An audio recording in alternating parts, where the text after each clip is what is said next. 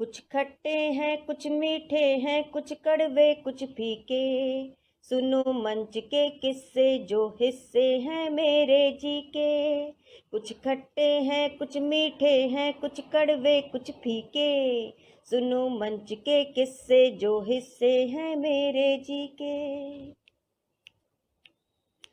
कहीं पे ड्रामा कहीं इमोशन कहीं पे एक्शन भारी, कहीं पे ड्रामा कहीं इमोशन कहीं पे एक्शन भारी, संचालक से चोंच लड़ाती शक्लें प्यारी प्यारी।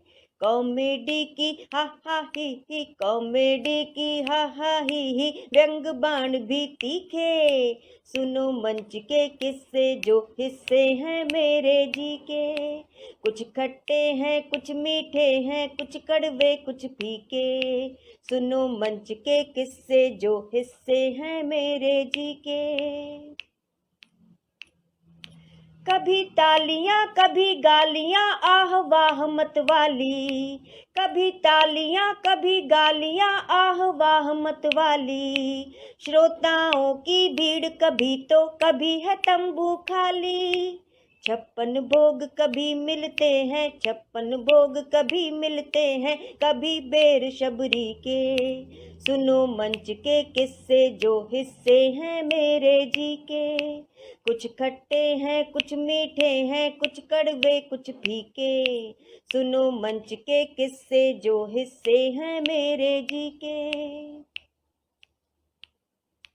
इन किस्सों में छिपे हुए हैं अनुभव के भंडारे, इन किस्सों में छिपे हुए हैं अनुभव के भंडारे, पढ़े सुने सीखे जो वो मंचों पे बाजी मारे, और जलाए अपने घर में और जलाए अपने घर में दिए वो देसी घी के, सुनो मंच के किस्से जो हिस्से हैं मेरे जी के।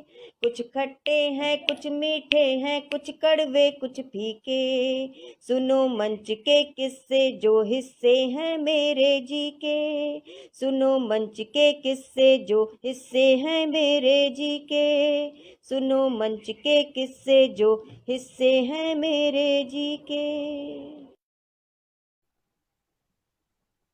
नमस्कार। प्रेरणा दर्पण साहित्यिक एवं सांस्कृतिक मंच की ओर से कवि सम्मेलनों के शताब्दी वर्ष के अंतर्गत हमने ये विशेष कार्यक्रम आयोजित किया है जिसे आप लोगों ने बहुत पसंद किया है, जिसका नाम है किस्से कवि सम्मेलनों की। कवि सम्मेलनों में कवियों की कविताएं तो सभी लोग सुनते हैं, उनके हाव भाव देखते हैं, उनकी प्रस्तुति की प्रशंसा करते हैं, लेकिन कवि सम्मेलनों में सहभागिता करने वाले कवियों के बहुत सारे किस्से होते हैं। नेपथ्य के किस्से भी होते हैं और सामने के किस्से भी होते हैं। जो रंगमंच पर होता है वो तो दिखाई देता है, लेकिन नेपथ्य की चीजें दिखाई नहीं देती। कितनी कठिन यात्राएं करते करते कवि पहुंचते हैं कवि सम्मेलन के मंचों तक। तो आज इस कार्यक्रम के माध्यम से हम कवि सम्मेलन के शताब्दी वर्ष में देश के जाने माने कवियों को आपके सामने लेकर आए हैं और उनसे सुनते हैं उनके रोचक किस्से, कुछ प्रेरणादायक किस्से और कुछ मन को लुभा देने वाले किस्से। तो इसी कड़ी में आज हमारे बीच में है हमारे कवि सम्मेलनों की शान, हमारे कवि सम्मेलनों की जान, हम सबके आदरणीय पद्मश्री श्री सुरेंद्र शर्मा जी। सुरेंद्र शर्मा जी एक ऐसा व्यक्तित्व है जो जिससे मिलता है वो उसे अपना बना लेता है। जहाँ किसी कवि को कोई परेशानी होती है, कहीं किसी उसे कोई दिक्कत होती है, व्यक्तिगत जीवन में भी सामाजिक जीवन में भी किसी भी तरह की कोई परेशानी आती है, तो सबको सबसे पहला नाम सुझाई देता है वो है हमारे श्री सुरेंद्र शर्मा जी का। और पहले आपने देखा होगा कि कवि लोग केवल पत्रम पुष्पम के माध्यम से कवि सम्मेलनों में जाया करते थे, लेकिन कवियों को धन के माध्यम से भी समृद्ध बनाने का काम आदरणीय सुरेंद्र शर्मा जी ने किया है। मंच को एक प्रतिष्ठा देने का काम और लोकप्रिय बनाने का काम सुरेंद्र शर्मा जी ने किया है। तो मैं प्रेरणा दर्पण साहित्यिक एवं सांस्कृतिक मंच की ओर से मैं उनका हार्दिक स्वागत करती हूँ कि उन्होंने हमारे निमंत्रण को स्वीकार किया और आज अपने जीवन के बहुत रोचक किस्से, प्रेरणादायक किस्से और अभिभूत कर देने वाले कुछ संस्मरण लेकर हमारे बीच में आए हैं। मैं हृदय पूर्वक सबकी ओर से हार्दिक स्वागत करती हूँ सुरेंद्र शर्मा जी, आपका हार्दिक स्वागत है। ये ऑनलाइन कार्यक्रम है, तो इस ऑनलाइन कार्यक्रम में हम केवल बहुत दूर दूर बैठे हैं, लेकिन एक फ्रेम में साथ में है। मैं पुष्प गुच्छ के द्वारा आपका हार्दिक स्वागत करती हूँ। मेरे ये भाव सुमन आप स्वीकार करें। जी, स्वीकार कर लिए और मेरे जी तक बहुत पहुंच भी बहुत गया। जी बहुत बहुत धन्यवाद। और हम इस कार्यक्रम में कुछ सक्रिय श्रोताओं को भी सम्मान स्वरूप कुछ सर्टिफिकेट देते हैं, छोटा सा, लेकिन हमारा भाव बहुत बड़ा है।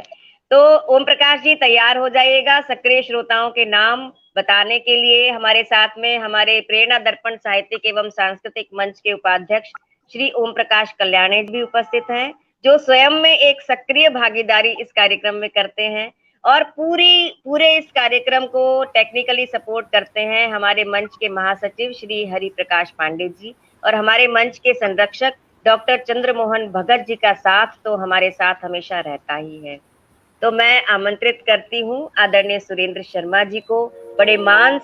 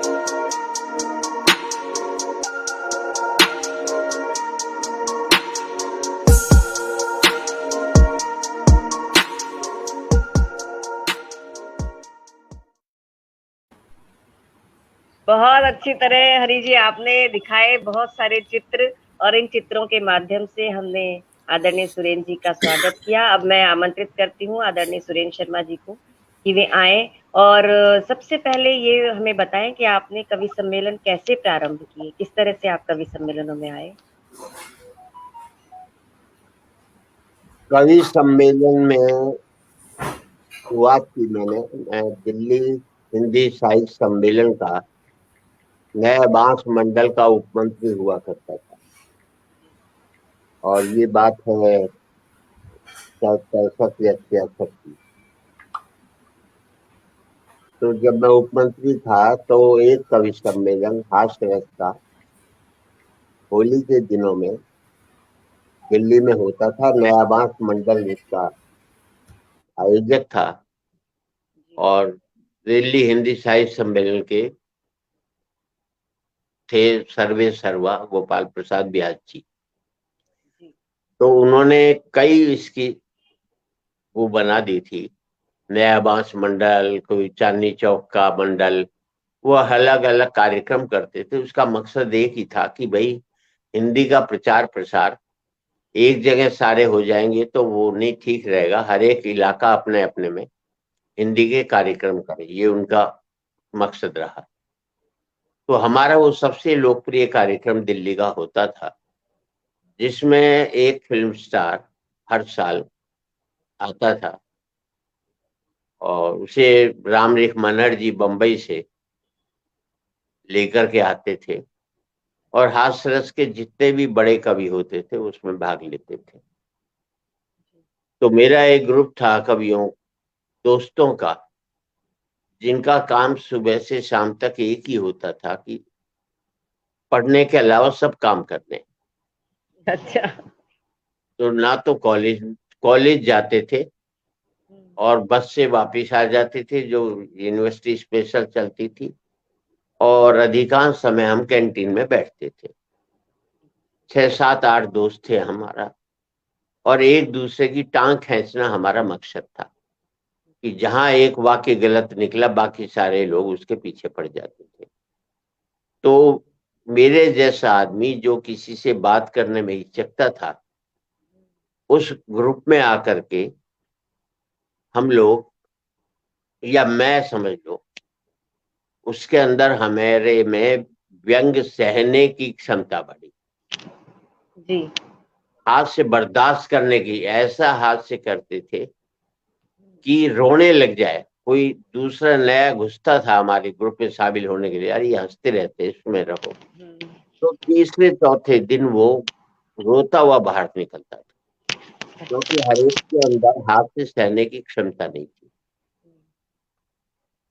तो वहां पर जो हाथ से हमारा होता था, तो कवि सम्मेलन में जाते थे हम, तो जो कुछ कवि जो कविता पढ़ते थे, बोले यार इससे ज्यादा तो अपन ही कर लेते, और ये पैसे भी ले रहे इस चीज के। तो उनको बोलते वाह। का तू भी कविता लिख। एक लिख ली। बोले सुनाया कैसे? सुनाया कैसे? कोई और सुना ही नहीं सकता, जब कवि सम्मेलन हम कर रहे हैं तो हमें कौन रोकेगा। हाँ। तो काका की तरह मैं विमलेश जी का भगत रहा, जी। और विमलेश जी जैसा शुद्ध हाथ से बहुत कम लोगों ने लिखा है। और विमलेश भरपूर, राजस्थानी जी ना? हाँ, झुंझुनू के थे, झुंझुनू। और बहुत विटी आदमी थे। और उसमें प्रहलाद गुप्ता हमारा लीडर होता था, और उसकी शक्ल देखते ही सब कवि समझ जाते थे कि कवि सम्मेलन के बाद का इंतजाम हो गया है।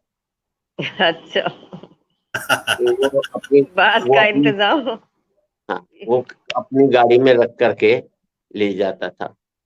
और मैं कई बार मना किया, तू मत आया कर, वरना दो दौर चलते थे। तो उसमें हमने कविता सुना दी। अब सारे हमारे नए बांस के लोग, और हम सुनाए तो जो वाह वाह पड़ी, तो उन सबसे ज्यादा तालियां बजी जो बड़े बड़े कवि थे, जो सारे दोस्त ही थे अपने। और एक और तो मुझे कहा अभी सुनाओ, और लिखी तो एक ही थी, एक और कहाँ से कर दे। मैंने कहा अभी मेरा मूड नहीं है, हमारे बाहर से जो कवि आए हैं, हमारा फर्ज बनता है हम उनको सुने। तो इस तरह कार्यक्रम चला। उसमें ये किस मजे सन की की बात बात हुई होगी? है, किस सन की बात होगी? ये सन की बात होगी 65-66 की। अच्छा। तो 66 की बात थी। तो और उसमें कई बड़े, जैसे उसमें आगा खान, पृथ्वीराज कपूर आए, तो उन्होंने भाषण दिया। बोले मैं तो एक इन कवियों के लिए इसलिए आया हूं कि ये जो मंच है इसको बुहार करके साफ कर सकूं, इस पर ये महाकवि बैठेंगे, वो तनिक भी मैला नहीं हो। तो मैं उस हैसियत से यहाँ पर है। बड़ा उन्होंने, बोले मैंने कभी भी जिंदगी में कोई कुत्ता नहीं पाला, क्योंकि वो आने वाले का स्वागत नहीं करता, उसे देख करके भौंकता है। बड़ा उन्होंने भावुक होकर के भाषण दिया, आज भी हमें याद है। और फिर मनोज जी ये करते थे कि जब वो फिल्म स्टार उतर करके जाता था मंच से, तो पब्लिक हड़बड़ा जाती थी, मतलब वही उसके पीछे मिलने के लिए। उस समय मुझे बुलाते थे कि अब ये कैसे जमेगा। पर हमारी तो क्या है कि पूरे उस इलाके में इतनी इज्जत समझ लो या दहशत समझ लो, कुछ भी समझ लो, कि इन 8-10 का ग्रुप जो है, और वो भी लेकर के आया, जमा दिया, ये कर दिया वो कर दिया। फिर एक बार कहा, बोले यार ये बहुत ज्यादा कभी वो करते हैं, आज तेरा दूसरा दौर बिगाड़ूंगा मैं। तो पहले दौर में इंटरवल हुआ, तो उस प्रहलाद ने सब कवियों को इतनी पिला दी कि वो दूसरा दौर पढ़ ही नहीं सके। अरे बाप। मनहर जी बोल रहे, अब मैं बुला रहा हूँ श्री शैल चतुर्वेदी, शैल और शैल यूं पड़े। अरे। हाँ। तो वो दूसरा दौर आधे घंटे में सिमट गया सारा का। 2-4 लोग जो नहीं पीते थे, बस उनकी वजह से चला, बाकी वो खत्म हो गया प्रोग्राम। तो वहां से शुरुआत की थी मैंने। और फिर क्योंकि राजस्थानी का प्रभाव था, मेरा जन्म भी राजस्थान बॉर्डर पर हरियाणा में हुआ था, तो घर में बोली भी हिंदी, हरियाणवी या ना, राजस्थानी या मारवाड़ी बोली जाती। नांगल चौधरी का जन्म है ना आपका? हाँ, नांगल चौधरी हरियाणा के रहने। तो वो 3 किलोमीटर पर दूर है राजस्थान के। तो नॉर्मली वो शेखावाटी बोली जिसे मारवाड़ी बोलते, तो अपने घर में वही पिताजी बोलते थे, तो वही मुझे भी याद थी। और मुझे ये था कि 2 महीने की छुट्टी हो नहीं और मैं गांव जाऊंगा। गांव से मुझे इतना लगाव था कि वहां पर ही, क्योंकि दिल्ली में एक कमरा बड़ा था और एक छोटा सा कमरा, एक छोटी सी रसोई थी। तो जो खुला वातावरण मिलता था वो गांव में ही मिलता था। तो मुझे कभी भी शहर अच्छा नहीं लगा दिल्ली का उस समय। तो अब तो खैर आप, दिल्ली से हाँ, कुछ भी पहले नहीं। ये पहले सबसे पहले आपकी हवाई यात्रा कब हुई कवि सम्मेलन में? पहले तो सब लोग ट्रेन से ही जाया करते थे, नहीं, वो और वो कवि भी शायद सम्मेलन, स्लीपर क्लास में जाते थे, लेकिन बाद में आपने थोड़ा कवि सा कवियों का सम्मेलन वो स्टेटस कवि बढ़ाया। सम्मेलन से पहले ही हवाई यात्रा हो गई थी मेरी। अच्छा। मैं दोस्तों के साथ गया था।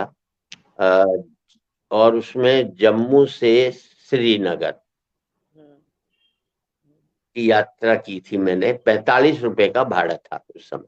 अरे, अच्छा। कवि और सम्मेलन की मुंबई पहली का, हवाई यात्रा कब हुई? वो कॉलेज के टाइम में। नहीं, कवि सम्मेलन में आप कवि के रूप कवि में गए सम्मेलन तब पहली पहली हवाई हवाई यात्रा यात्रा कब हुई? दिल्ली से बम्बई की थी, जिसमें 440 रुपए का भाड़ा था। अच्छा। और तब आपका तक मैं पारिश्रमिक अपना कितना था? पेमेंट बढ़ा चुका था। अच्छा। तो एक अ, पॉइंट पर सबको भी याद है कि मैं एक कवि के साथ पढ़ता नहीं था। हम्म, और वो ये बहुत, नाम लेना मेरे ख्याल से यहाँ अच्छा नहीं रहेगा। जो नहीं रहेंगे, नहीं रहे, उनके बारे में कम ही कहा जाए तो ज्यादा अच्छा रहता है। जी, ठीक बात।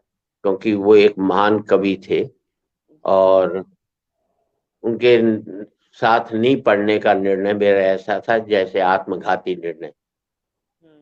कि मैं 500 रुपए का पेमेंट मिलता था बम्बई के अंदर एक प्रोग्राम का, और 2000 रुपए उनको मिलते थे। हम्म।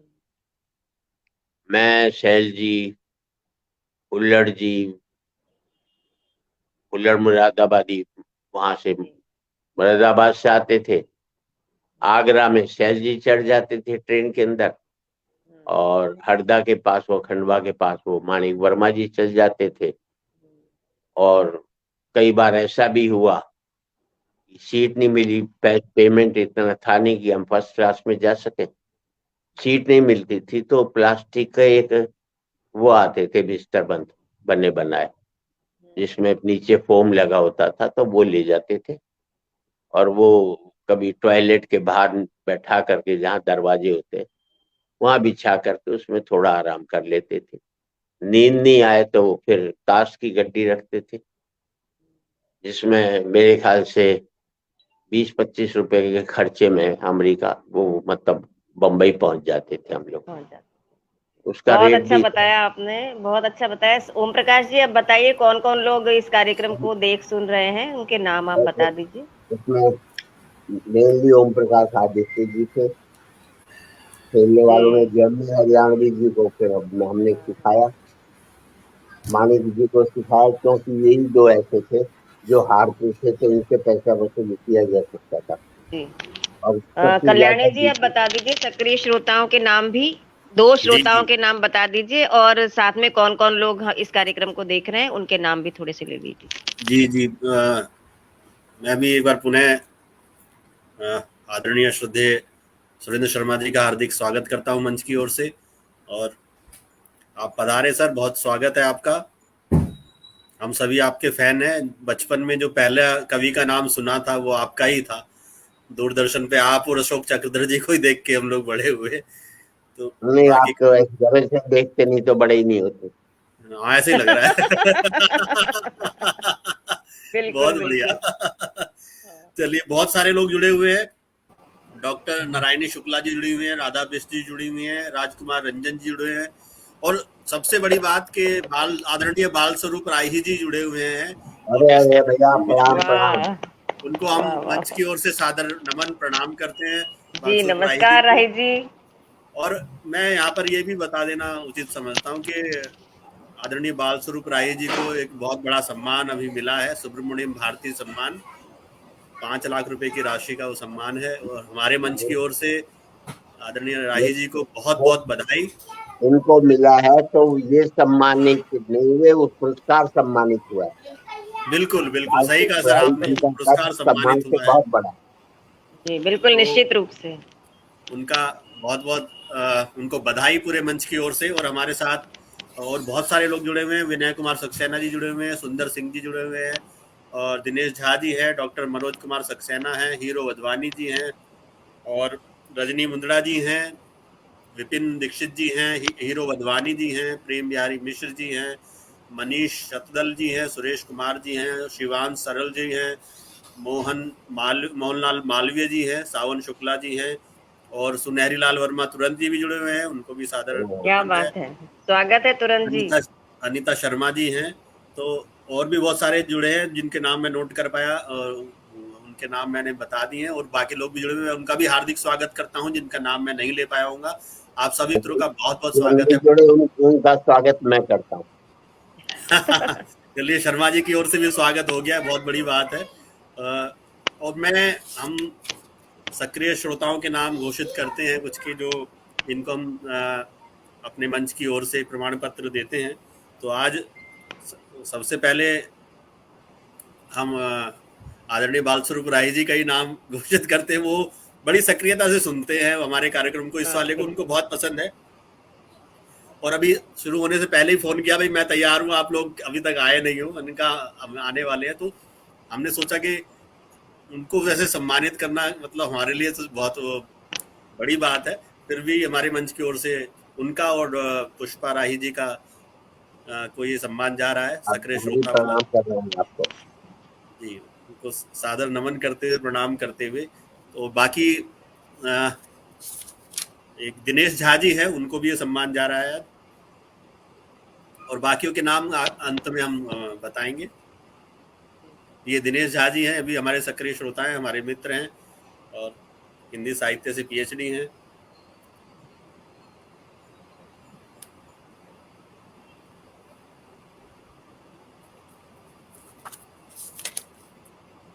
सभी को बहुत बहुत बधाई, जिनको सक्रिय श्रोताओं का ये जो सर्टिफिकेट मिला है, प्रमाण पत्र मिला है, वो हमारे मंच से इसी तरह से जुड़े रहे। इनको भी आज ये प्रमाण पत्र दिया जा रहा है मंच की ओर से।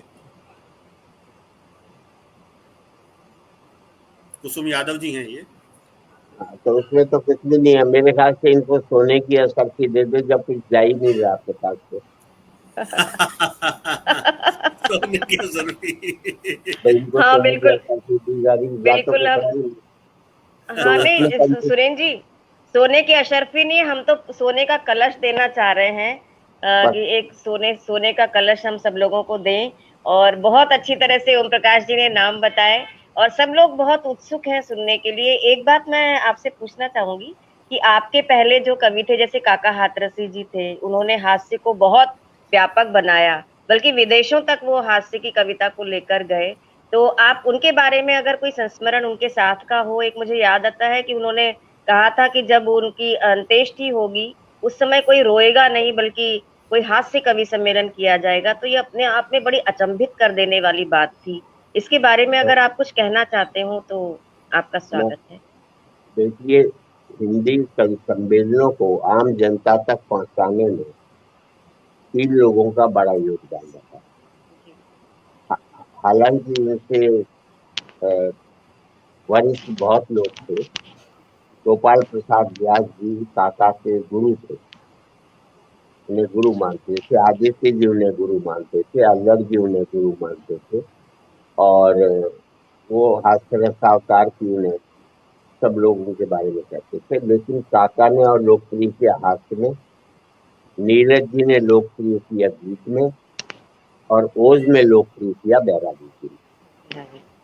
इन 3 कवियों ने हास्य रस को खास जनता से आम जनता तक ये लोग लेकर गया। उसके बाद में उसमें कई लोग जुड़ते चले गए, और सबसे बड़ी घटना थी वो लाइन की बेटी, जो मैं बताना चाहता हूँ कि मेरी एक कविता आई थी काली जी, दूरदर्शन पर आई थी, और अगले दिन वो मेरा एक जिसे कहते हैं टर्निंग पॉइंट था। अगले दिन पूरा देश मुझे जान चुका था। और वो नए साल का एक लोकप्रिय कार्यक्रम था, जो उस समय वसंत साठे मिनिस्टर थे। और उस नए साल के कार्यक्रम वसंत साठे जी और बलराम जाफर तक ने एक्टिंग की थी। कोई बादशाह बनकर, नूर शहंशाह बन करके आए थे, कोई कुछ बन करके आया था। तो वो, और क्योंकि दूरदर्शन ही था, तो और वो दूरदर्शन का ये हाल था कि मैं समझता हूँ कि जब और चैनल नहीं आए थे तो दूरदर्शन ही था। और इसमें कमलेश्वर जी थे, जो रामायण महाभारत जैसे सीरियल आए, आज के जी सारे मिला करके उस जैसा एक एपिसोड नहीं बना सके। इतने लोकप्रिय कार्यक्रम वो दोनों थे कि उस समय लगता था शहर में कर्फ्यू लग गया है जिस समय वो चलते थे।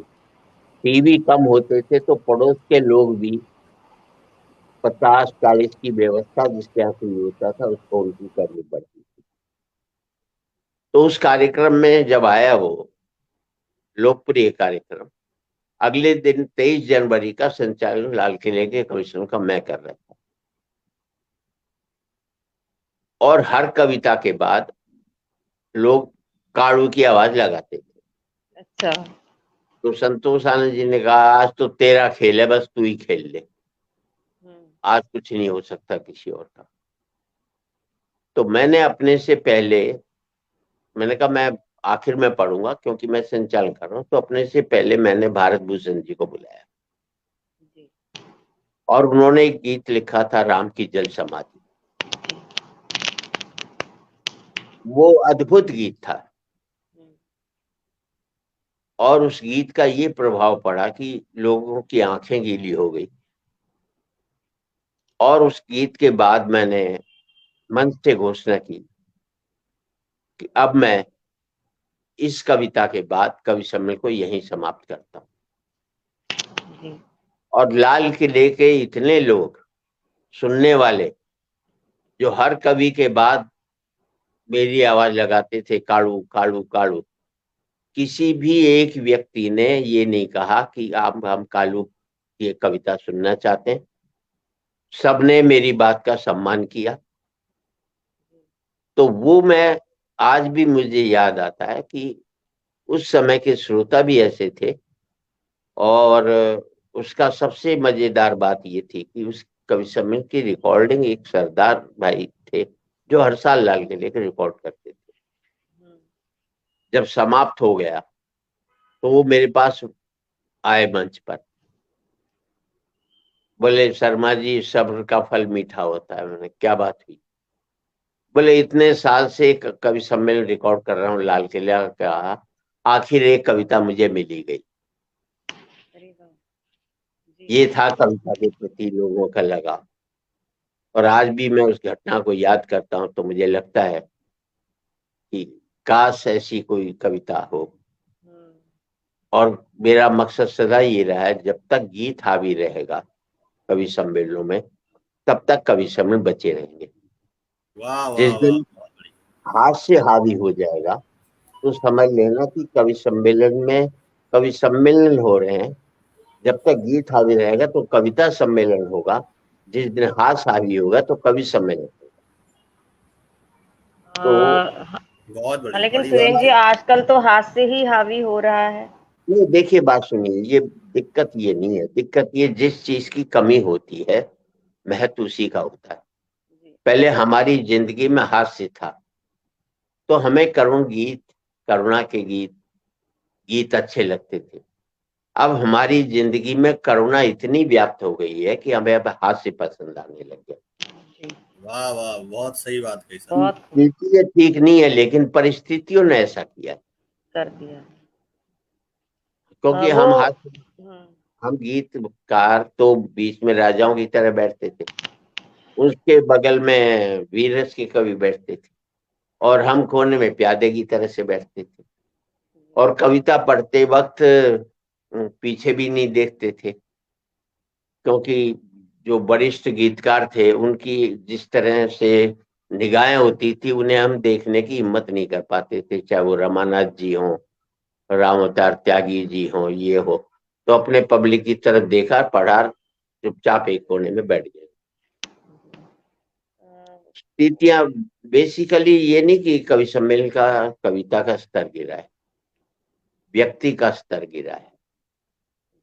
उस व्यक्ति में से कोई राजनीति में चला जाएगा, कोई धर्म में चला जाएगा, कोई कवि सम्मेलन में कविता में चला जाएगा, कोई कला में चला जाएगा।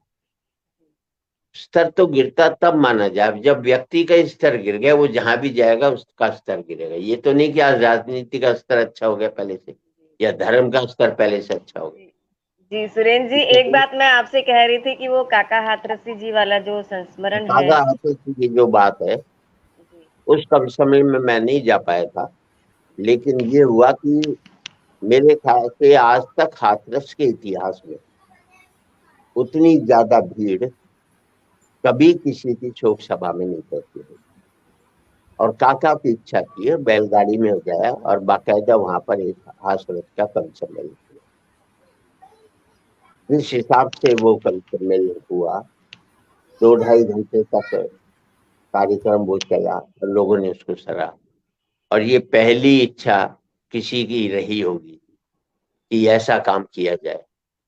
तो काका उन्हें मनहूसियत से बहुत चिढ़ थी। काका ये सदा चाहते थे कि हम सब हंसते रहे, मुस्कुराते रहे। और काका को मैं अभी भी याद करता हूँ कि एक जगदलपुर के पास आदिवासी इलाके में कवि सम्मेलन था, तो मेरे मामा जी के लड़के वहां पर रहते थे। तो कवि सम्मेलन हुआ, तो मैंने कहा मुझे होटल में, उन्होंने कहा नहीं हमारे घर में रुको।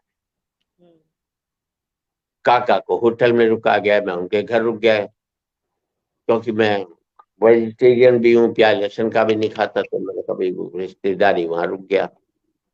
तो उनकी घर था, घर से अलग पहले टॉयलेट हुआ करते थे। तो बोले कभी जाना हो टॉयलेट तो हमें बता देना, हम साथ चल पड़ेंगे लालटेन लेकर, यहाँ पर सांप निकल जाते। अच्छा। तो मैंने यार सांप निकल जाते तो पहले क्यों नहीं बताया मुझे रुकाने से पहले, हाँ। मैं काका के साथ होटल में रुक जाता। खैर जी, सुबह पहले काका बोले अरे लल्ला मर गए, मैंने कमरे का दरवाजा खोला तो बाहर सांप था। क्या बात है, होटल में सांप आ गया था? होटल में सांप आ गया। अरे अरे मेरे लल्ला मेरी तो घी बन गई, सांप था। क्या बात है। तो वो काका के साथ बहुत ही, मैं जिससे डर रहा था वो हॉस्पिटल होटल में मिला। और वो एक और घटना जो कवि सम्मेलन की बड़ी लोकप्रिय रही हमारी, सबसे जिसमें हमने, जैसे एक कवि सम्मेलन होता था हैदराबाद में अग्र समाज का, अग्रसेन जयंती पर 2 दिन होता था। बाल कवि बैरागी जी थे उसमें। बैरागी जी की बहुत उपलब्धियां रही। उन्होंने किसी कार्य के लिए, सामाजिक कार्य के लिए, अग्रसेन भवन बनाने के लिए, तो बैरागी जी ने वही मन से, मैं समझता हूँ आज से कितने साल पहले की बात होगी, 30 या 35 साल हो गए, उस स्मारिका की नीलामी 23 लाख रुपए में।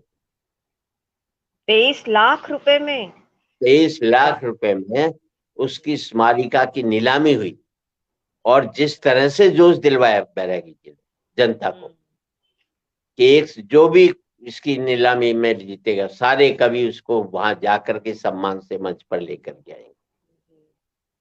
तो 1 लाख से शुरू होकर वो 23 लाख पर खत्म, और हम सब कभी उसको सम्मान के साथ लेकर के आए। ये बैरागी जी थे। और वो बैरागी जी, सुरेंद्र जी, एक घटना आपके साथ की मुझे याद आती है, शायद आपको याद हो। सोजत में एक कवि सम्मेलन था, लगभग 25 वर्ष पहले की बात मैं बता रही हूँ, 20-25 वर्ष की। और आप वहां पर थे, और वहां किसी हॉस्पिटल को बनाने के लिए चंदा इकट्ठा किया जा रहा था मंच पर, और मंच पर ही आपने इस तरह से भाषण दिया, उस हॉस्पिटल को बनाने के लिए लोगों से इस तरह अपील की कि मंच पर ही लगभग मुझे लगता है कि 5 लाख रुपए इकट्ठे, 5 या 7 लाख रुपए मंच पर ही इकट्ठे हो गए। लोगों ने इतने दिल खोलकर दान दिया, और ये तो मेरे सामने की घटना है।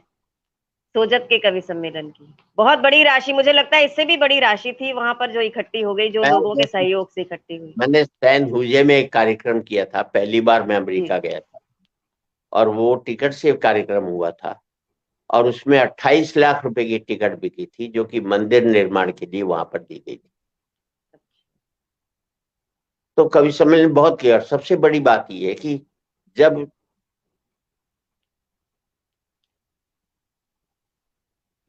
रामलीला मैदान में एक कवि सम्मेलन था, जो कि मैं उसमें प्रत्यक्षदर्शी नहीं था, उसमें मुख्य कवि बाल कवि बैरागी थे, और उन्होंने उस समय उनकी एक लोकप्रिय कविता थी, लाल किले की लल्लाई पर लाल चीन ललचाया है, उठो देश के लोहो लाडलो माँ ने तुम्हें बुलाया है।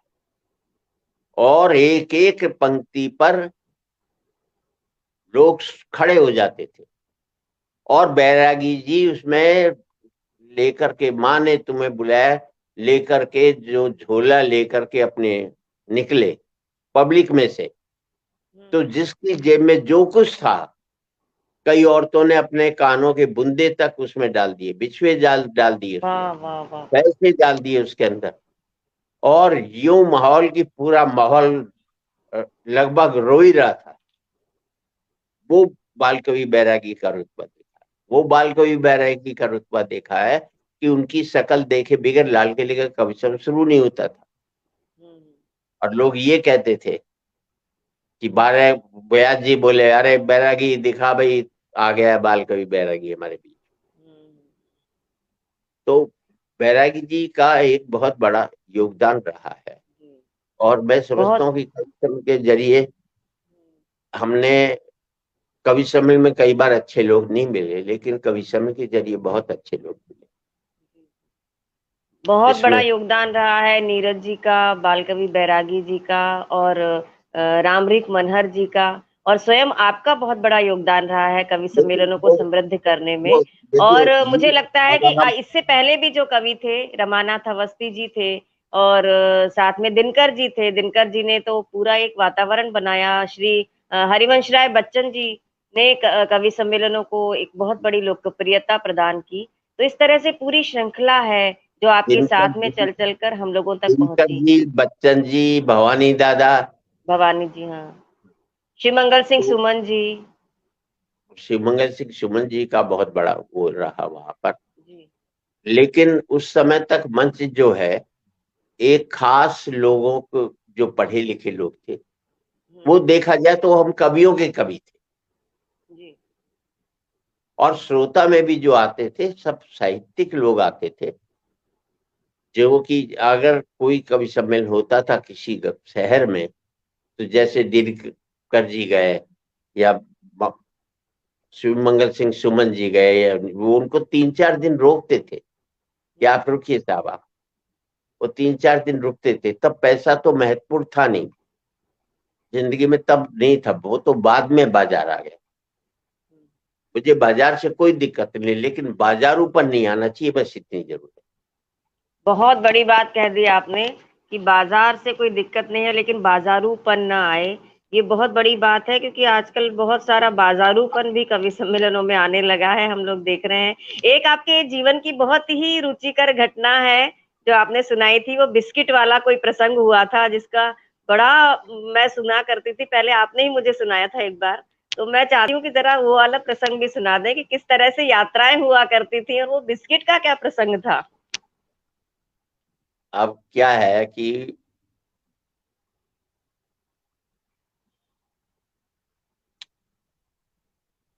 मैं, वो प्रसंग क्या है कि कहीं ये महाराष्ट्र में नागपुर के आसपास इंटीरियर में कोई कार्यक्रम था, जिसमें मैं था, संतोष आनंद जी थे, और बालदेवी बैरागी जी थे, निर्भय हाथवती जी थे, शैल चतुर्वेदी जी, और सबको अलग दूसरी जगह कवि सम्मेलन में जाना था। तो उस समय वो एम्बेसडर गाड़ी हुआ करती थी, जिसमें जितने भी लाद दो उतने लग जाते थे, और तो कोई गाड़ी नहीं थी। तो वो हमने की, रात को 2:30-3 बजे की बात है, 3-3:30 बजे की, हम सारे निकले गाड़ी में बैठ करके। तो एक ट्रक आगे जा रहा था, उसमें से बिस्कुट लदे हुए थे। तो अच्छा। बिस्कुट के पैकेट गिर रहे थे, तो गिरे हाँ तो ड्राइवर गाड़ी रोक दे और अच्छा। लेकर के उसको फिर रख ले। हाँ हाँ। हम सब गुस्से हो गए भाई। मैंने कहा भाई हमारा प्रोग्राम है, ये क्या कर रहे हो तुम? तो उसने कहा जी ठीक है जी, फिर ऐसा है मैं तो वापिस छोड़ देता हूँ आपको। मैं तो क्या दे रहे हो आप? कुछ भी दे रहे नहीं रहे, उससे ज्यादा तो बिस्कुटों में मेरी कमाई हो जाएगी। फिर ये कहा भाई ऐसा करो कि उस फिर बिस्कुट का बंडल गिरने लगे। अच्छा। तो जब बंडल गिरने लगे तो हमारा भी जो नैतिक जो आदर्श था वो भी खत्म हो गया बंडलों को देखकर। बंडलों को देखकर। मैंने यार वहां कहा क्या मिलने, 700-800 रुपए मिलने। तो जो ही बंडल गिरे तो बस फिर ये हो गया कि भाई अ, नीचे उतरे हम और ले करके बंडल ले आए। फिर संतोष आनंद जी भड़क गए, क्योंकि वो कैसे उतर कर लाए। भाई ये जो बंडल लाएगा उसका। फिर ये निर्णय लिया गया जो बंडल लिया जाएगा वो उन कवियों में और ड्राइवर में बराबर बराबर बांट दिया जाएगा। वाह वाह वाह वाह वाह। तो इस निर्णय के साथ जो भी आता, जिसके साथ भी आता, फिर ये किया कि डिक्की पूरी भर गई हमारी। अच्छा। डिक्की भर गई बिस्किटों के बंडल से डिक्की भर गई, वाह। डिक्की भर गई तो क्या किया कि भाई अब हमने अपने जो बैठे थे उस जगह को भर दिया पूरा। इतना भर दिया ऊपर तक, फिर आखिर में जो सबसे आगे सैलजी बैठे हुए थे, तो उन्होंने कहा कि भाई ये भर दिया, अब ये है कि जहां तक शीशा था वहां तक बिस्कुटों के बीच में हम थे सारे लोग। हाँ। और बैरागी जी कुछ बीच में अपना वो जरूर देते रहे, उद्बोधन भी देते रहे, ये भी करते रहे, लेकिन वो विरोध नहीं था भाई भाई ठीक नहीं लगता, ये नहीं लगता। मैंने ठीक है, हम्म। पर लालसाएं उनके अंदर भी उस समय पैदा हो चुकी बिस्किट के बंडल देखकर। के बंडल देख करके। जी। अब क्या हुआ कि किसी ने उसको, और पीछे हमारा एक टेम्पो आ रहा था। हम्म। जो बंडल हम छोड़ते थे, जो छोटे छोटे बिस्कुट के बंडल में जैसे 20 का 12 का आता है ना पैक छोटा, उसे बोल लेता वो आ रहा था पीछे, क्योंकि हमने तो बड़े लूट शुरू कर दी थी, तो छोटी जो बच जाती थी तो वो ले ला रहा था पीछे से। और हुआ क्या कि किसी ने ट्रक वाले को बता दिया कि तेरे भाई बिस्कुट गिर रहे हैं। अच्छा। तो वो हमारे पास आया। मैंने, तब तक वो अंधेरा था काफी, तो उसने बस साहब मेरे बिस्कुट गिर रहे हैं। मैंने पीछे टेम्पो वाला आ रहा है, वो ले करके आ रहा है भैया उसको। तो उसने टेम्पो वाले को वहां रोका और उसके सारे बिस्कुट निकाल, बोले ले क्या गया ये, तो तू कुछ भी नहीं ले रहा भैया, असली माल तो वो ले गए हम्म। गाड़ी वाले। अब वो हमें पकड़ नहीं सकता था हम्म। क्योंकि ट्रक वाला था। हमारी मेरे में भगा, मैंने कहा तेजी से हम आगे बिस्किट क्या हुआ। लेकर। हाँ, आगे क्या हो गया कि आगे कहीं कुछ एक्सीडेंट हो गया तो सड़क जाम हो गई। अच्छा। हम फंस गए उसमें, और तब तक उजाला भी निकल ही आया था थोड़ा थोड़ा सवेरा। तो आकर के उसने देखा, बोले उसको चोर, ये चोरी कर रहे हो और आप हमें कर रहे हो। फिर सैल तो हमें चोर बताता है, तो जानता नहीं हम कभी लोग हैं। मैंने अच्छा, कवि लोग हैं। मैंने कहा, भाई कम से कम ये तो मत बताओ हम कभी है। अब वो कह करके निकल गए। तो लेकर के साहब उस आदमी ने रोका, अब कि उसका वो आया, एक एक बिस्कुट छान छान करके। तो फिर बाद में जब सारे ले जाने लगा तो लल्ला एक पैकेट तो दे दे, हम थोड़ा चख तो ले निर्भय जी बोले। अच्छा, निर्भय जी बोले। तो वो जाकर के ऐसी घटना हुई कि आगे जाकर के उस गाड़ी का टायर में पंचर हो बदुआ लग गई उसको। गया। नहीं, टायर का पंचर पंचर हो गया। हुआ और स्टेपनी भी पंचर। ओ तेरे की। हाँ, तो हम वहां पर फिर बैरागी जी का अध्यात्म जगह, ये जगह पहले ही मना कर रखा, ये काम करना चाहिए, ये तो ये आध्यात्म करो जगह। वो करो। हाँ। सारा का सारा उन्होंने पूरा लेक्चर दे दिया। फिर वहीं बाहर बाहर बैठ करके कहीं कोई ढाबा वाबा होगा वहीं पर ही गाड़ी रोक, गाड़ी गई खड़ी की, फिर वो गया, किसी से लिफ्ट ली उसने, टायर पंचर ठीक करवा कर आया, इसमें 2 घंटे लग गए, और नतीजा ये हुआ हम सबके अगले दिन के कवि सम्मेलन नहीं हो पाए, हम नहीं पहुंच पाए, वो ट्रेन छूट चुकी। अच्छा, एक हमारी रजनी मुंदड़ा जी हैं, वो लिख रही हैं कि मुझे लगता है कि बिस्कुट स्वयं कवियों को देखकर आकर्षित होकर गिर रहे होंगे उनके पास आने के लिए। तो बहुत अच्छे अच्छे कमेंट्स आ रहे हैं। ओम प्रकाश जी, आप बता दीजिए कौन कौन श्रोता जुड़े हुए हैं और क्या क्या लिख रहे हैं। जी, ये रजनी मुंद्रा जी का कमेंट है जो बिस्किट वाला आपने बताया। तो मंजू शाक्य जी कह रही है एक पैकेट तो दे जा, हंस रही है उस बात पर जो आपने बताया। तो वो जिस तरह से गिड़गिड़ाया ना, निर्बेजारे लल्ला, एक खाने को तो देते। मंजू शाक्य जी ये भी लिख रही है कि बिस्किट की हाय लग गई। पता नहीं क्या है, लेकिन सबके कभी सम्मेलन नहीं हुआ, फिर अगले दिन ट्रेन सबकी निकल चुकी थी, इसके लिए और हम गए। राज दादा जी भी जुड़े हुए हैं हमारे मंच के, बहुत सक्रिय, उनका आशीर्वाद रहता है मंच के साथ। वो लिख रहे हैं बिस्कुट के बंडल पर ईमान पिघला कवियों का। हाँ, और मतलब अब जब ईमान गिर जाए तो फिर मीठी चीज पर गिरा, कोई नमकीन पर तो नहीं गिरा। ये बात भी सही है। ये स्वीकारोक्ति भी बहुत बड़ी चीज होती है। बिल्कुल, आप जो सही कह रहे हैं, कोई अपनी इस तरह की बातें बताना नहीं चाहता, लेकिन आप बता ही रहे हैं, बहुत बड़ी बात है ये। और राज दादा ये भी लिख रहे हैं कि वह बाजार से दिक्कत नहीं है, बाजारूपन नहीं आना चाहिए। बहुत सही कहा सर आपने। बाजार तो हर एक चीज में आ गया, बिल्कुल बिल्कुल। बाजारूपन नहीं आया, बस किसी भी को, चाहे धर्म हो चाहे राजनीति हो, सब बाजार तो सब में आ गया। जी जी जी। दिक्कत उसकी है। मैं कुछ और श्रोताओं के नाम ले दूं जो मैं नोट कर पाया हूँ। बाबू सिंह जी हमारे साथ हैं, उनका हार्दिक स्वागत है। विकास मिश्रा सागर जी हैं, उनका भी हार्दिक स्वागत है। हमारे मित्र सुंदर सिंह जी भी जुड़े हुए हैं, उनका भी हार्दिक स्वागत है। चंद्रकांत अग्रवाल जी हैं, लहरी संतोष कुमार जैन जी हैं, विनय कुमार सक्सेना जी हैं, डॉक्टर मनोज सक्सेना जी हैं, डॉक्टर नारायणी शुक्ला जी हैं, और कई बड़े नाम भी जुड़े हुए हैं। कवि साजन ग्वालियरी जी जुड़े हुए हैं हमारे साथ, उनका भी हार्दिक स्वागत है। और आदरणीय लक्ष्मी शंकर वाजपेयी जी और स्वागत स्वागत स्वागत। ममता किरण जी भी जुड़ी हुई हैं, आप दोनों का हार्दिक स्वागत है पटल पर। और राजकुमार रंजन जी भी जुड़े हुए हैं, उनका भी हार्दिक स्वागत है पटल की ओर से। बहुत खूब। और प्रोफेसर जयनाथ कवि भी जुड़े हुए हैं। राज दादा का नाम तो मैं पहले ले चुका हूँ। मंजू शाक्य जी भी जुड़ी हुई है, आपका भी स्वागत है। और एक और बड़ी शख्सियत जुड़ी हुई है हमारे साथ, श्रीकांत काले जी। तो अच्छा, उनका भी स्वागत है, स्वागत, हार्दिक स्वागत करते हैं मंच की ओर से। और प्रीति अनिल पांडे जी जुड़े हुए हैं, जुड़ी हुई हैं, उनका भी हार्दिक स्वागत है। और राजेश राज फेमस जी भी जुड़े हुए हैं। संवर राशिवासिया जी हमेशा हमारे कार्यक्रम में जुड़ते हैं, उनका भी हार्दिक स्वागत है। विकास सोलंकी जी भी लगातार जुड़ते हैं हमारे सभी कार्यक्रमों में, उनका भी हार्दिक स्वागत है।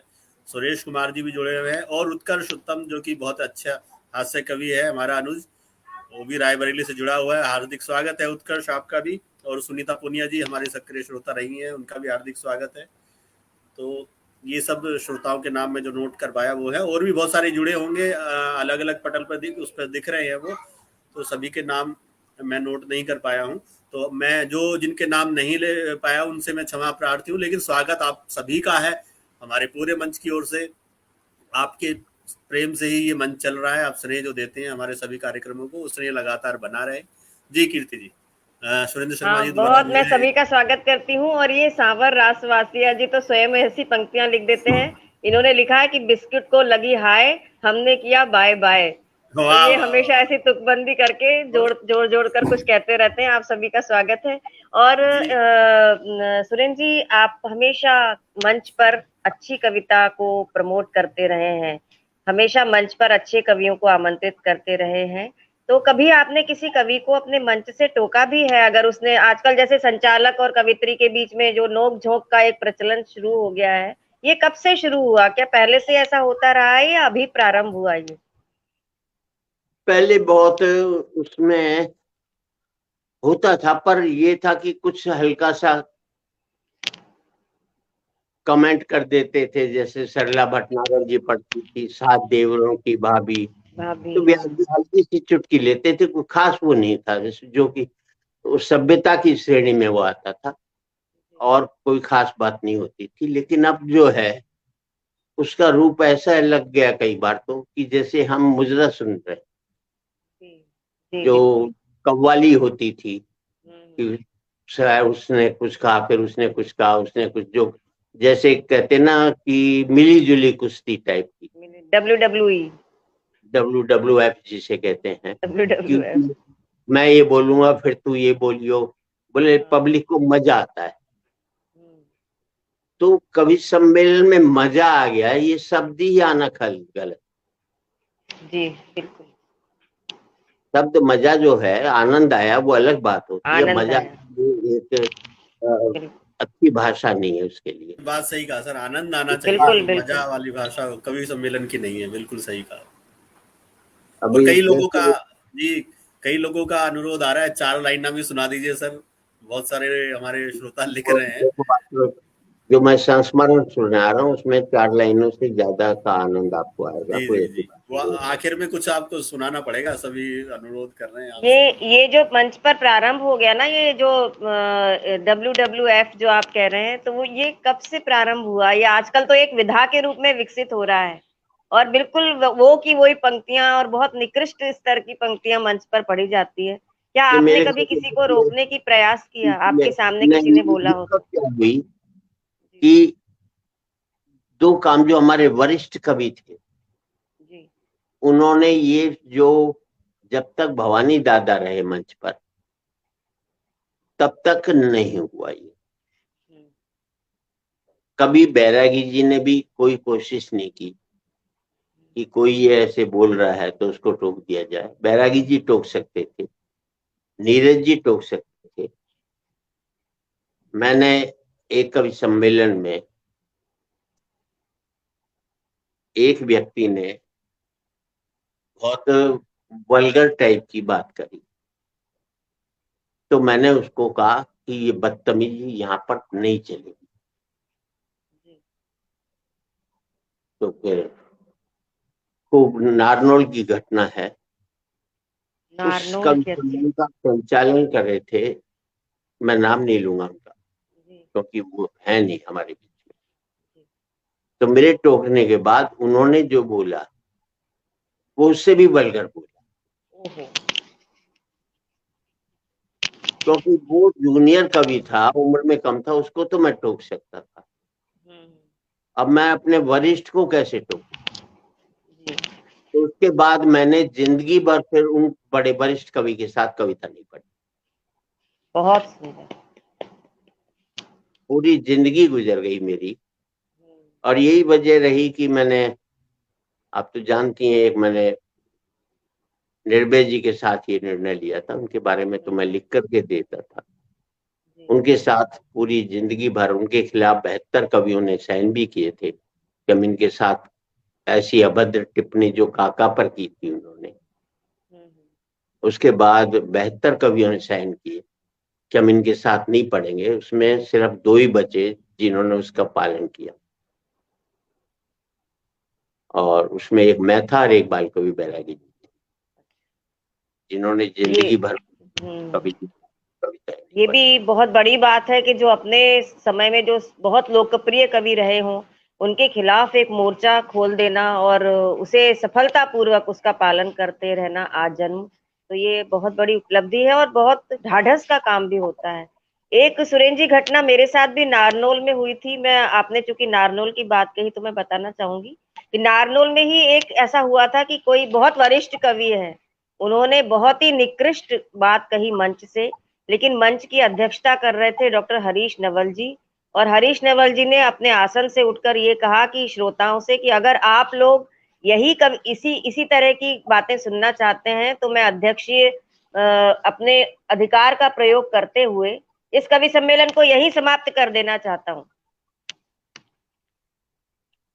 वो बात सुनो, एक ने, माणिक वर्मा जी थे, ग्वालियर में प्रोग्राम था, माणिक वर्मा जी की कविता ही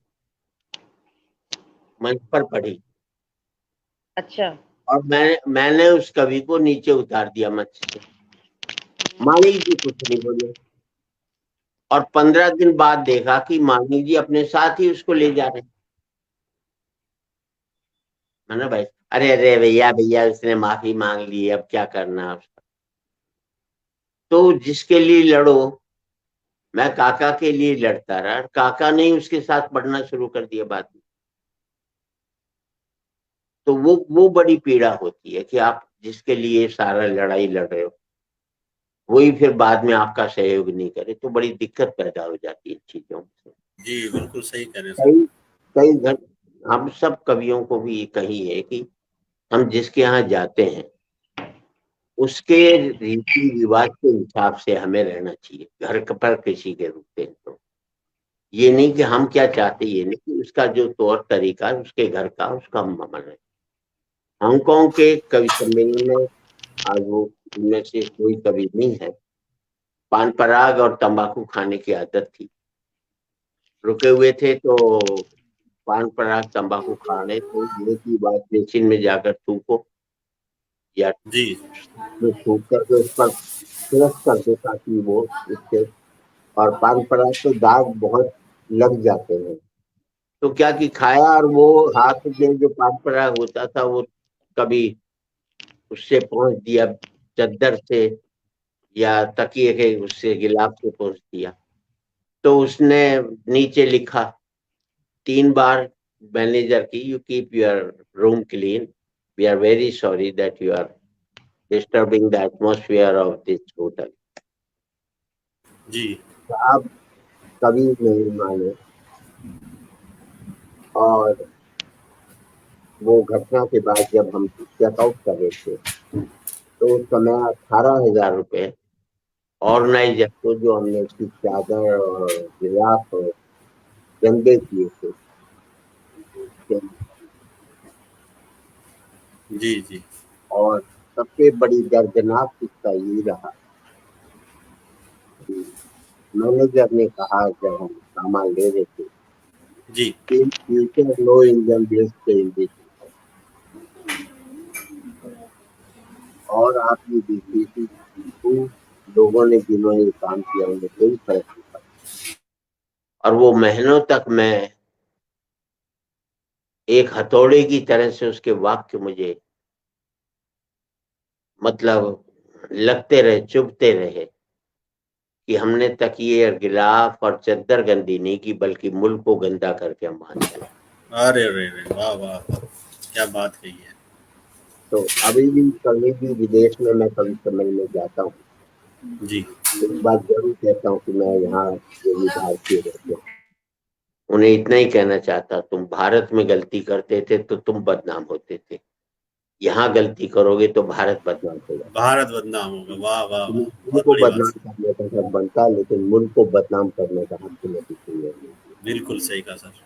और लोग, क्योंकि उस घटना के बाद मुझे लगा कि ये बात हमें बोलनी, और जी ये भी कहता हूँ कि अगर तुम जिस देश में कार्यक्रम कर रहे हो अगर भारत का झंडा लगा रहे हो तो उस मुल्क का भी झंडा साथ में लगा जहाँ तुम रह रहे हो, ताकि वहाँ के लोग समझे जो भारतीय यहाँ पर रह रहे हैं उनके अंदर हमारा मुल्क भी है और भारत वाह भी। वाह, बहुत बढ़िया बात कही आपने, बहुत बड़ी बात। ये तो बहुत ही सुंदर बात कही सुरेंद्र जी आपने कि जिस देश में कवि सम्मेलन हो रहा है उस देश का झंडा भी लगना चाहिए हमारे तिरंगे झंडे के साथ में। और बाहर तो आपने कवि सम्मेलनों को बहुत लोकप्रियता दी है, कई देशों में आप गए हैं। और अब हमारे बहुत सारे श्रोता चाहते हैं कि आप थोड़ा सा कुछ सुना दें और उसके बाद हम विदा लें, लेकिन सभी लोग कुछ ना कुछ सुनना चाहते हैं, तो आप जो भी सुनाना चाहें हमारे श्रोताओं हाँ, के लिए थोड़ा सा सुना दें। मैं सुना देता हूँ आपको। जी जी सर। इसको बताना चाहता हूँ, बहुत सारे। कभी किसी की जगह ऊंचाई तक पहुंच जाओ, कितनी भी ऊंचाई तक पहुंच जाओ, बस एक बात देखते रहना, चाहे व्यापारिक ऊंचाई हो, चाहे आपकी कविता की ऊंचाई हो, चाहे आर्थिक संपन्नता की ऊंचाई हो, बस एक बात देखते रहना कि तुम्हारे पाँव ने जमीन तो नहीं छोड़ी। बहुत जमीन से खूब। पाँव हर समय हमारे जुड़ने चाहिए, चाहे कितनी भी तरक्की हम हासिल करें, क्योंकि ऊंचाई नहीं होती है पतंग की, ऊंचाई होती है पेड़ की, कि जितना बड़ा होता है उतना ही धरती में बड़ा होता है। वाह जबकि वाह वाह वाह इतनी वाह खड़ी वाह। रहती है पेड़ पे जो कि होती है किसी और के हाथों में, जो जब चाहे गोली का उठा दे, जब चाहे किसी से लड़ा दे, जब चाहे धरती पर गिरा दे। अब तुम ही सोच लो, तुम पतंग की ऊंचाई पाना चाहते हो या पेड़ की? क्योंकि पेड़ की ऊंचाई पाने के लिए धरती में गड़ना जरूरी है, और पतंग की ऊंचाई पाने के लिए किसी के हाथ में डोर देना आपकी मजबूरी है। बहुत बड़ी क्या बात, बात बहुत है, बड़ी। वाह वाह वाह वाह वाह। और फिर सबसे बड़ी बात ये कहना चाहता हूं मैं कि क्या कितना भी बड़ा हो गरूर नहीं करे। जैसे मैंने सूर्य से कहा, सूर्य तुम बड़े महान हो,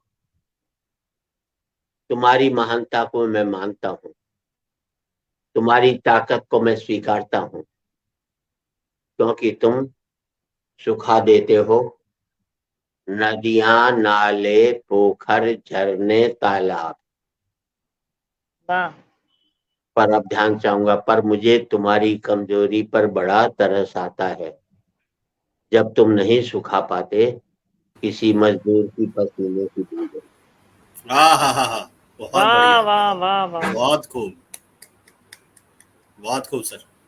और सबसे बड़ी दिक्कत ये हुई कि हमारे और उर्दू के मुशायरों में, शायरों में एक ही कमी है। उर्दू का मंच का बड़ा कवि भी साहित्य का बड़ा कवि, लेकिन हमारे हिंदी में मंच का बड़ा कवि साहित्य का बड़ा कवि। एक बहुत पहले, आज से 25-40 साल पहले हमारे भी एक ही होते थे, जो साहित्य में बड़ा होता था मंच पर भी बड़ा होता था। आज हमारी श्रेणियां अलग अलग होगी ना, हम उनको जानते हैं।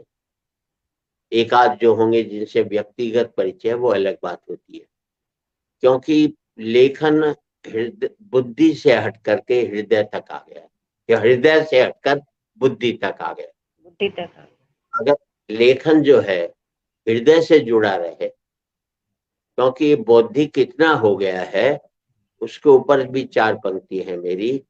उसने जी स्वागत उसने पसीना बहाने पर कविता लिखी, पसीना बहाने वालों के समझ में नहीं आई, है। क्या और बात, हमें समझने में पसीने आ गए। पसीने आ गए, क्या बात है। सुरेंद्र जी, आपके व्यंग भी छपते रहे हैं दैनिक भास्कर में नियमित रूप से, तो ऐसे गद्य लेखन की तरफ आपका, आप कब कब से गए और किस तरह से? आपने वो पुस्तक भी दी थी बहुत बड़ी सी, आपने आपके एनिवर्सरी पर। नहीं, वो ये था कि मुझे सबसे बड़ी दिक्कत क्या है मेरे साथ, मुझे अगर कोई कह दे कि आप पत्र लिख दो, तो कीर्ति भी कई बार कहती थी लिख दो, मैंने कहा मैं बोल करके भेज बोल देता हूँ देंगे। तुम्हें, तुम उसको लिखवा ले, मेरे हाथ से लिखा नहीं जाता। और मैं श्री राम जी, कॉलेज आपने ऑफ कई बार कॉमर्स मुझे में था, बोलकर बताया है। हाँ। और Shri Ram college of commerce में भी मैंने बीकॉम जो किया, वो 5 सवाल आते थे तो 5 में 3 ही हल कर पाता था। मैंने यार इसमें पास हो जाएंगे, कोई खास बात नहीं है, ज्यादा काय को मैंने, तो उसने मुझे आलस किया। शादी में भी तब पत्र लिखे जाते थे, मेरी पत्नी मुझे 3-3 पेज के लिए पत्र भेजती थी, और मैं एक ही लिख देता, प्रिय सविता तुम्हारा पत्र मिला, मैं यहाँ पर खुश हूँ, वहां पर भी सब खुश है, श्रेष्ठ। इतना लिखना ही बहुत था मेरे लिए, बस इसकी मुझे कभी आदत नहीं पड़ी, तो मैंने बोल करके लिखवाए जितने भी व्यंग लिखवाए। तो मुझे कमलेश्वर जी का फोन आया कि मैं इसका कलाकार हो गया हूँ, तो तुम्हारा लेख छपेगा हर साल, हर हफ्ते। मैं तो लिखता नहीं, बोले नहीं लिखते तो अब लिखना शुरू कर दो। तो मैंने कहा भाई साहब ठीक है, मैं अमेरिका जा रहा हूँ, वहां से आकर के कर दूं। मैं उनको मना करने की हिम्मत नहीं होती। तो बोले अमेरिका जा रहे तो क्या है, मैं फोन अपने सेक्रेटरी को देता हूँ, एक बोल करके लिखवा दो। तो उन्होंने सेक्रेटरी को फोन दिया, तो मैंने उन्हें बोल करके लिखवा दिया। बोले बाकी अमेरिका से मेल करके भेज देना। तो मैं शब्द गिनता रहता था, 500 कब पूरे हैं और लेख कब पूरा। फिर इतनी आदत पड़ गई, सारे मेरे 90% तो वेद प्रकाश ने वेद ने लिखे घर आ जाता, उसके साथ हम जो जरूरी चीजें वो लेते थे और एक लेख एक सीटिंग में पूरा हो जाता था। आपकी जरूरी चीजों का जवाब नहीं है। जरूरी चीजें नहीं, देखो जो जिसकी इज्जत करते हैं ना उसका नाम नहीं लेंगे। तो बहुत अच्छा जी। और आपके व्यंग भी बहुत लोकप्रिय हुए हैं, निरंतर छपते रहे हैं, लोग प्रतीक्षा करते हैं। भी एक कहानी है जी कि वो मैंने एक लेख तो अंबानी बंधुओं के ऊपर लिखा था जब ये आपस में लड़ रहे थे। तो भास्कर को लगा कि भाई अगर इस तरह के आएंगे तो विज्ञापन बंद हो जाएंगे। फिर एक मैंने आदरणीय जगत गुरु शंकराचार्य जी जो जेल में गए थे उनके ऊपर लिखा था। उसमें यही लिखा था जब आप जेल में जा रहे थे तब आपको शंकराचार्य का पद छोड़ना चाहिए था ताकि जयेंद्र सरस्वती जी गिरफ्तार होते, शंकराचार्य गिरफ्तार नहीं होते। वाह वाह वाह, बहुत अच्छा लिखा था आपने फिर तो आपको पद को गिरफ्तार नहीं करवाना चाहिए था। और फिर मैंने ये लिखा था उनके बारे में कि आपके यहाँ 15 दिन पहले राष्ट्रपति कलाम आए थे, आप अपने सिंहासन पर बैठे रहे, ना उनको लेने गए ना छोड़ने गए। कलाम साहब हमारे देश के पहले नागरिक हैं और पहले नागरिक हर व्यक्ति से बड़ा होता है, सारे धर्म गुरुओं चाहे कोई भी। और वो आपके पैर छू करके बेचारे भले आदमी थे, वापिस चले गए।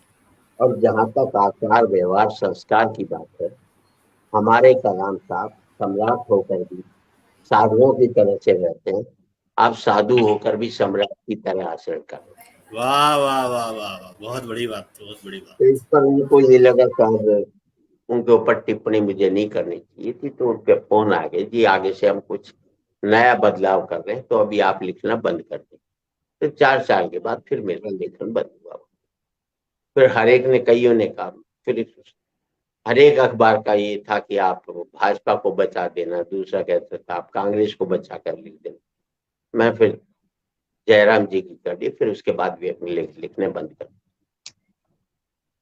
बहुत अच्छे अच्छे संस्मरण आपने सुनाए कि, और ये भी कि व्यंग्य लेखकों के साथ कितनी दिक्कत आती है। हर राजनीतिक पार्टी चाहती है कि वो उसके लिए लिखे और उसे दूसरे पार्टी वाले चाहते हैं उसे बचाकर लिखे। तो किस तरह से दिक्कतें आती हैं लिखने में एक लेखक के लिए।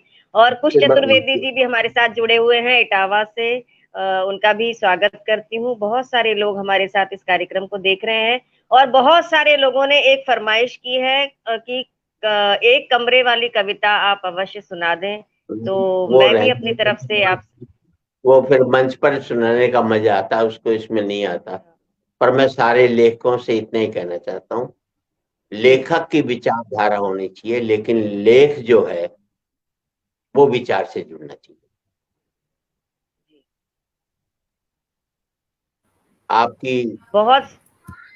आपकी लेखनी गंदगी पर लिखे, पर लेखनी से गंदगी नहीं निकलनी चाहिए, चाहे कुछ भी लिखे आप। बहुत अच्छा। और आपने इतना अच्छा टाइम दिया उसके लिए भी मैं आपका आभार करता हूँ। अब मैं ओम प्रकाश जी से अनुरोध करती हूँ कि वो सक्रिय श्रोता ने और जितने भी श्रोता जुड़े हैं उनके नाम बताकर सक्रिय श्रोताओं के नाम बताएं और हम इस कार्यक्रम का समाहार करें। आदरणीय सुरेंद्र शर्मा जी हमारे बीच उपस्थित हुए, इतने अच्छे संस्मरण उन्होंने सुनाए, एक लंबी पारी उन्होंने कवि सम्मेलन की खेली है और साथ में अभी भी खेल रहे हैं। तो मैं उनका बहुत बहुत धन्यवाद देती हूँ। अपने व्यस्त समय में से उन्होंने समय निकाला और इतने प्रेरक, इतने रोचक संस्मरण और हम लोगों के साथ साझा किए। हम सबके बहुत आदरणीय और बहुत बड़े हैं, बहुत व्यस्त रहते हैं, लेकिन कोरोना के समय में भी उन्हें भी कोरोना हो गया था, लेकिन उस समय भी मुझे ध्यान है कि जब मेरा जन्मदिन मनाया गया था तो वो हॉस्पिटल से ऑनलाइन जुड़कर उन्होंने मुझे आशीर्वाद दिया। और ऐसा ही व्यक्ति कर सकता है जो बहुत ढाढ़स रखता हो और किसी व्यक्ति से बहुत स्नेह करता हो। तो मैं अपनी ओर से, अपने मंच की ओर से आदरणीय सुरेंद्र शर्मा जी आपको बहुत बहुत धन्यवाद देती हूँ। आपका स्नेह, आशीर्वाद साथ इसी तरह से बना रहे। बहुत बहुत धन्यवाद। और जी और ओम प्रकाश जी, अब आप श्रोताओं के नाम बताइए और सक्रिय श्रोताओं के नाम।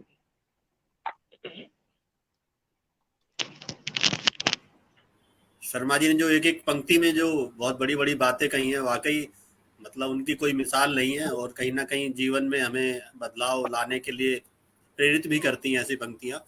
और उनसे अब जब भी हम कभी सुनते हैं आदरणीय शर्मा जी को, तो उनसे जो सुक्तियां जो मिलती हैं उनका कोई मतलब तोड़ नहीं है। बहुत अच्छी अच्छी सुक्तियां सुनने को मिलती हैं, कहीं ना कहीं जीवन में उनको उतारना चाहिए। हम लोग युवा लोग कोशिश करेंगे कि उनको उतारा जाए।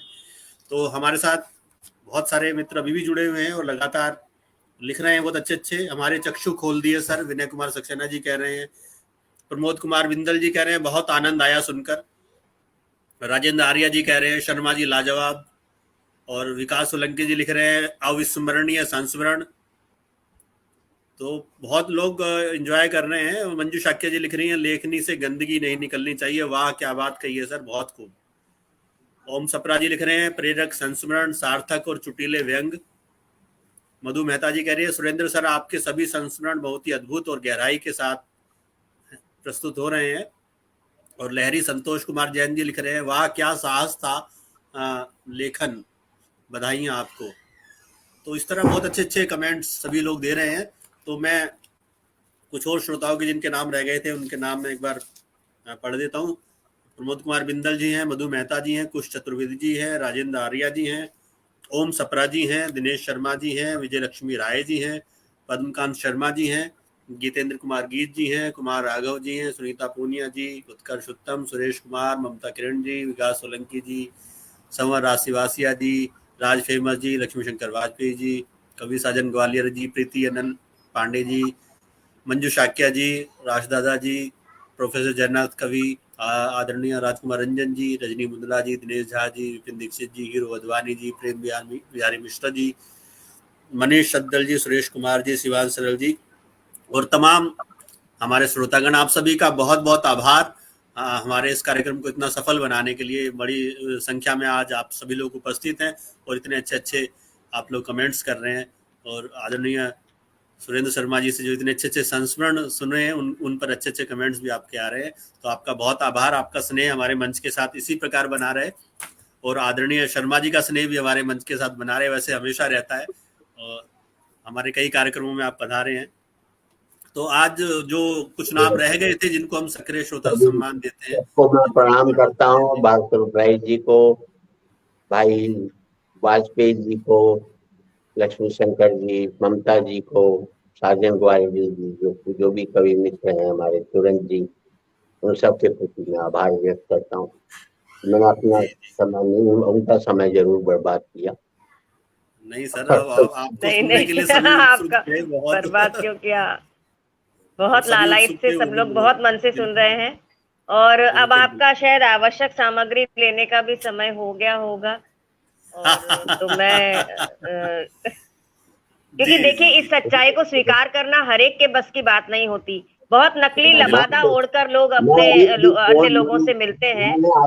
अभी फोन उठा करके नीचे बोला सामान लिया जी, तो ये सच्चाई जो किसी व्यक्ति में होती है वही बड़ा व्यक्ति बनता है और उसी को हम बड़ा मानते हैं। तो आप जैसे हैं वैसे ही दुनिया के सामने दिखाई भी देते हैं।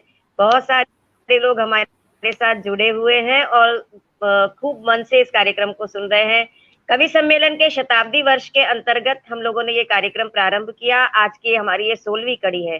और मैं एक सूचना देना चाहूंगी कि कल रात में 8 बजे हमारे ही मंच के इसी लिंक से आप लोग जुड़िएगा। रात में 8 बजे आदरणीय बालस्वरूप राही जी के मार्गदर्शन में 5 कवयित्रियों की 5 पुस्तकें प्रकाशित हुई हैं, समकालीन कवयित्रियों की लोकप्रिय कविताओं के नाम से, और उसका लोकार्पण 8 बजे होना है। मुझे लगता है कि हिंदी में पहली बार कवयित्रियों की कविताओं की सीरीज में एक पुस्तकें प्रकाशित हुई हैं। तो 8 बजे आप अवश्य उपस्थित रहिएगा इस भव्य समारोह में, जिसमें आदरणीय सुरेंद्र शर्मा जी भी उपस्थित रहेंगे। मैं सभी लोगों को बहुत बहुत धन्यवाद देती हूँ और आप लोगों से अब आज्ञा चाहते हैं। हम लोग अगले शनिवार को इसी कार्यक्रम में किस्से कवि सम्मेलन में दोबारा से हम भेंट करेंगे। उससे पहले कल 8 बजे आप लोग जुड़िएगा। मैं ओम प्रकाश जी और आदरणीय सुरेंद्र शर्मा जी, हम तीनों लोग अब आपसे विदा लेते हैं। आप शुभ रात्रि के साथ आपका पूरा जीवन बहुत मंगलमय बीते। धन्यवाद। नमस्कार। नमस्कार।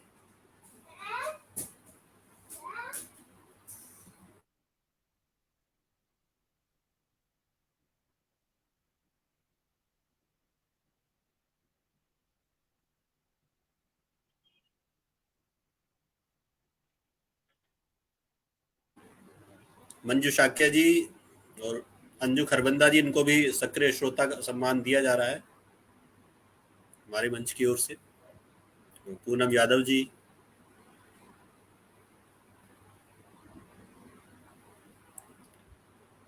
डॉक्टर दिनेश झा और दीपाली जैन जिया जी, आप सभी को बहुत बहुत बधाई।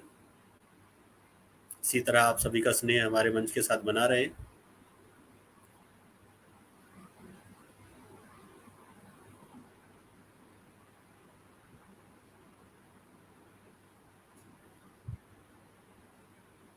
कुछ खट्टे हैं, कुछ मीठे हैं, कुछ कड़वे, कुछ फीके। सुनो मंच के किस्से जो हिस्से हैं मेरे जी के। कुछ खट्टे हैं, कुछ मीठे हैं, कुछ कड़वे, कुछ फीके। सुनो मंच के किस्से जो हिस्से हैं मेरे जी के। कहीं